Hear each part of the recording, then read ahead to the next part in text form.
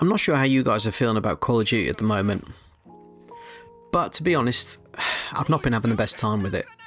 And I was trying to think about this, and I was trying to think about it logically, and I think I know what it is, and I think this may be the best video you watched really today about the current state of Modern Warfare 2 and how Activision is handling the franchise.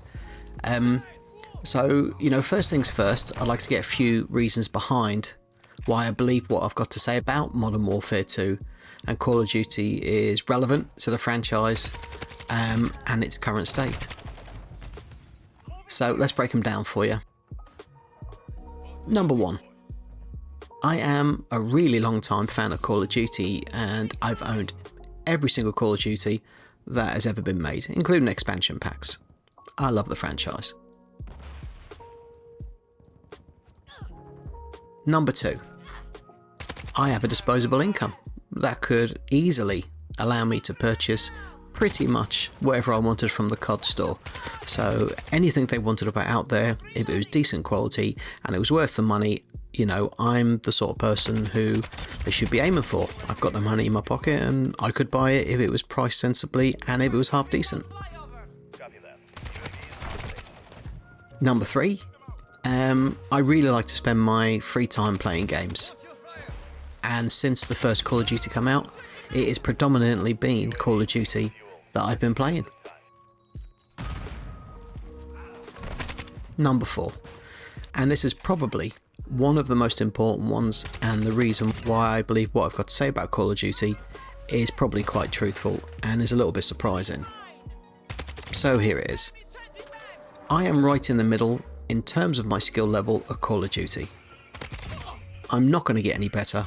This is as good as I'm going to be, and I am smack bang in the middle. I have a very average 1.24 KD, and I think my ability could very well be where a large portion of the community who love this game sit, right in the middle.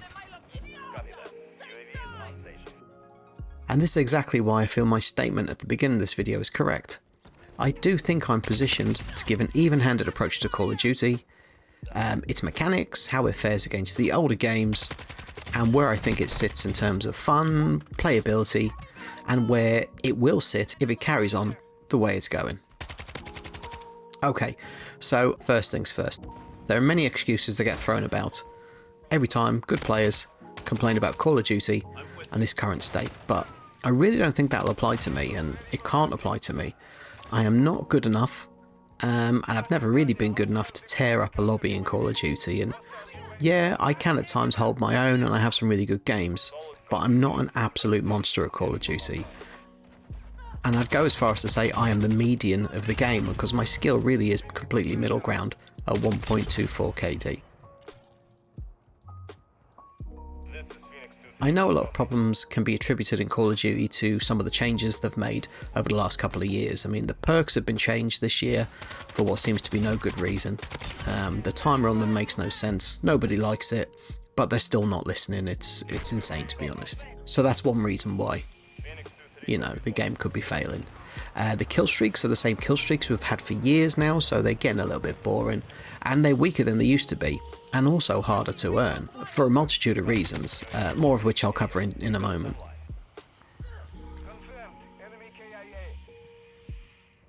The sound design is very good but sporadic. Sometimes you can hear every footstep from miles away, and sometimes you can't hear anything and people sneak up on you. It's a nightmare. You never know when it's going to happen, and you never know the reason why, which led to lots of people complaining that they reckon the skill-based matchmaking is also affecting audio in the game, which it wouldn't surprise me if it does.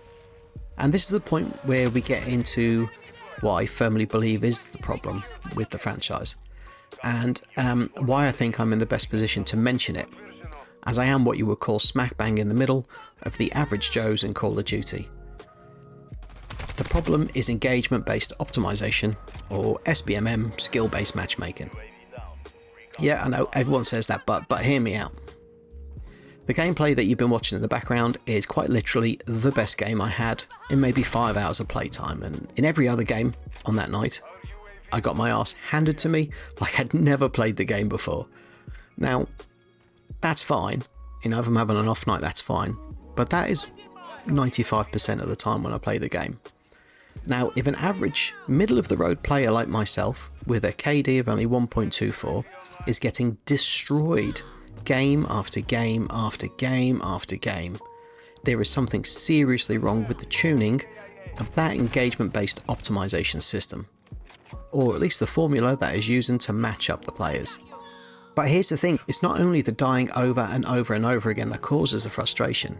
I rarely, if ever, make it past 7 kills in a row now, because the kill and score streaks are so hard to earn in the latest Call of Duty games.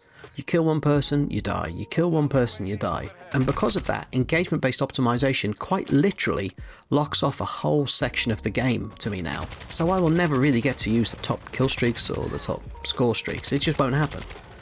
Now, if that's happening to me, a veteran of the franchise who's been playing it since the very first game, but a middle-of-the-road player, I can pretty much guarantee it's happening to thousands of other players out there. They're not experiencing the full game. And I know I could probably just change it to a score streak and earn it over time, so my points rack up and I eventually get my kill streaks once. But why should my hard-earned time to learn the game over these years and all the effort I've put into the game not be shown in my ability to earn my kill streaks? Where are my rewards for playing the game and getting myself to a 1.24 KD? Even if it isn't the best, it's my best, and I want to feel like it means something. Because without the feeling of meaningful progression, the game itself is meaningless, and the hours that I or we put into the game are now really meaningless, because they are being adjusted in the background. I mean, I don't blame Activision for having to get as much profit as possible out of the game. They are legally obliged to do so for their shareholders, so they want to keep us on there for as long as possible. But it's having the reverse effect now, and they can't see it. And because of this way of earning money for Activision shareholders, the Call of Duty franchise has started to make itself meaningless to millions of players the world over, and we really are starting to see that now with the huge drop off of numbers. The money-making thumbscrews are too tight, but because the player base has been saying this for so long and then still buying the next game, Activision just don't believe us, and what we're saying is falling on deaf ears. So what are we going to do? What can we do to sort this out? I think when it comes to Activision, we've got no hope. And the only way we, as a community, can turn the ship around, and being honest, it's so far gone for a lot of the players, I don't think a lot of people really want to turn the ship around anymore. But the only opportunity I think we've really got is to lean into Microsoft once or if the purchase of Activision goes through. Pressure on Phil Spencer and Microsoft are probably our only hope of getting this game back on track, really. And if our voices are loud enough and we all say the same thing, I think it could really happen. If it doesn't change, I really do think we could be witnessing the final death rattles of the biggest entertainment franchise in history. Yeah, but that's just my opinion, and obviously you've probably got your own, and whatever that is, you know, if you feel like there's other angles of this I should be looking at, or there's other reasons why the player drop-off is there, or reasons for the skill-based matchmaking to exist, please put them in the comments and I'll have a read and I'll reply to you, and we'll talk about it. But thanks for watching, and I'll catch you all again soon. Have a good one.